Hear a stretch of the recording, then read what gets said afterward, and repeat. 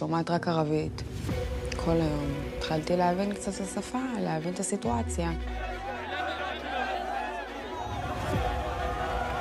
People very good, very kind to me. כולו תמם, food good and the kindness and everything good.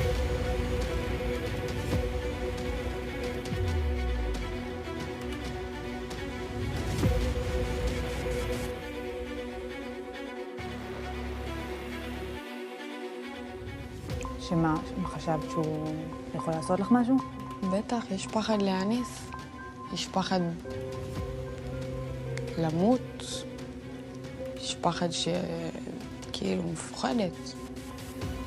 אני הייתי בבית שלו, של המשפחה שלו. אשתו הייתה מחוץ לחדר עם הילדים. זו הייתה הסיבה היחידה שהוא לא אנס אותי.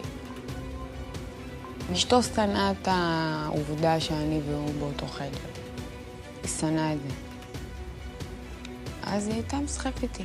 פעם, כאילו, את יודעת, היא הייתה מביאה לנו ארוחות. הייתה מביאה לו, ולי לא הייתה מביאה.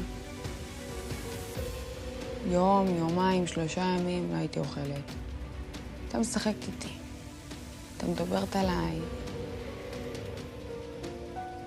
איתו, את יודעת, כל מיני אמירות כאלה של...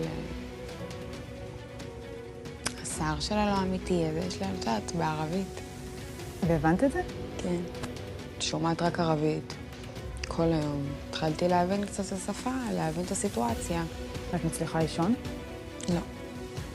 לא ישנתי כל 54 ימים. לא ישעה.